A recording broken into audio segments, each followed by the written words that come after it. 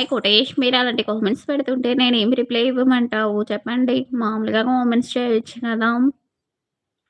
మంచిగా కామెంట్స్ చేస్తే ఎవరికైనా రిప్లై ఇస్తాను.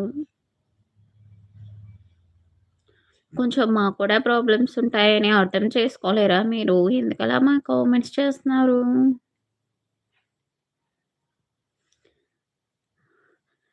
ప్లీజ్ తప్పుగా అనుకోకండి నేనిలా చెప్తున్నానని.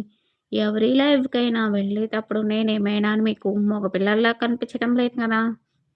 ఒక ఆడపిల్లని గౌరవించి, రెస్పెక్ట్ ఇచ్చి మాట్లాడటం నేర్చుకోండి కోటేష్. నీకు మాత్రమే చెప్పట్ల. ప్రతి ఒక్కరికి చెప్తున్నాను.